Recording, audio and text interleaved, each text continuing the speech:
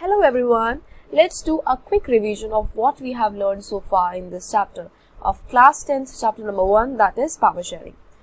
We have learned a lot in this chapter. Let's have a quick revision of it. Alright. So we got to know about the definition of power sharing, that is the distribution of power of a country or a region among different organs of the government such as judiciary, executive and legislature can be defined as power sharing. So power sharing upholds the true spirit of democracy. What we got to know about power sharing is that it is desirable for democracy and how it has prudential reasons and moral reasons. We got to know about the prudential reasons, that they will avoid any sort of conflict, maintaining harmony within the government. These are known as the prudential reasons.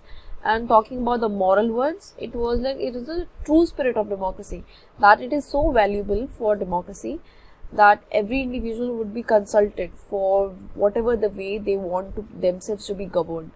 So that's why we are giving powers to the people for how they wanted to be governed. This is talking about the moral reasons for power sharing, which is mainly related to the democracy, peace and stability. Alright. So power sharing upholds the true spirit of democracy and is related to democracy, peace and stability. These prudential and moral reasons. Now talking about the 4 forms of power sharing. Number 1 is the horizontal one that we have dealt with before as well. That is the organs of the government. Power is distributed among different organs of the government. Legislature, executive and judiciary, they are at the same level. However, they may have different sort of powers that they exercise. Alright. In Indian context, we have legislature, executive and judiciary as 3 different organs of the government which keep a check on each other. That arrangement is known as balance of power or a system of arrangement of checks and balances. Alright.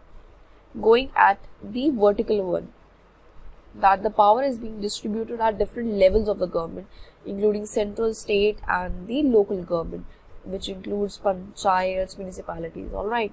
Now going at the between social groups, when the power is being distributed on the basis of religious or any linguistic basis, that is the means that the power is being distributed on the social groups. Alright.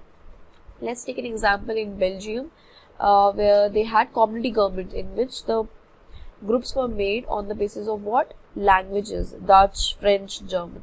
Alright.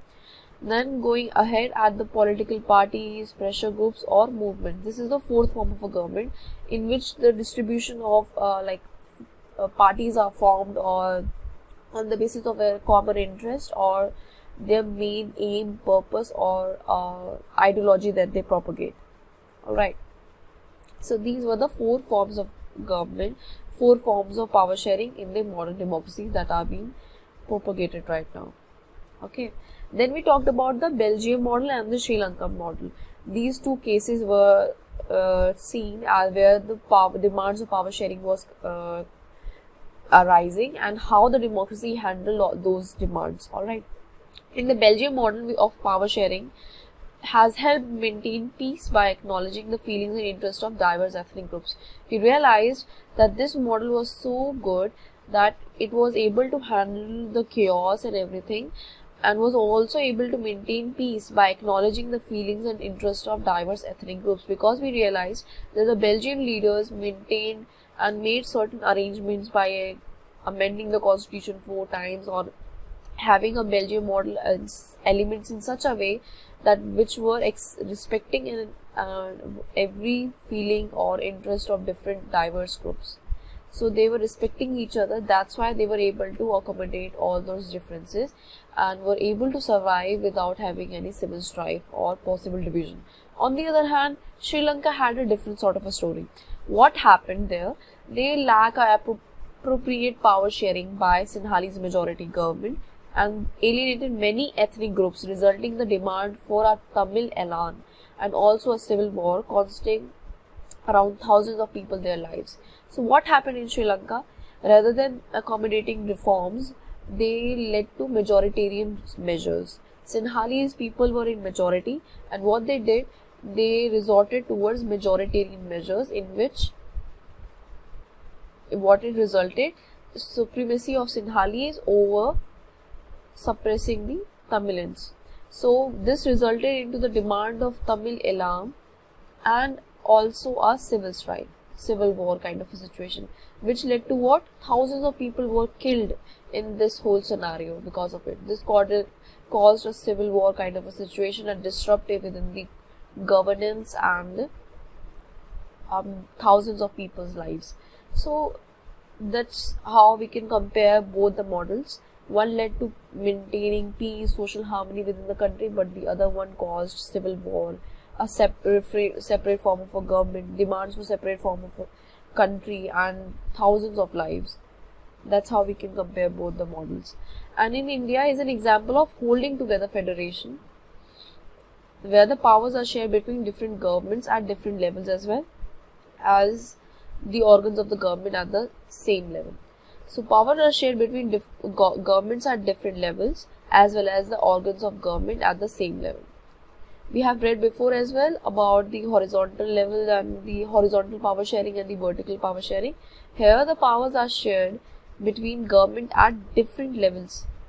This is the vertical form of power sharing, as well as the organs of the government at the same level. Organs of the government, this talks about the horizontal power sharing, which are at the same level. See?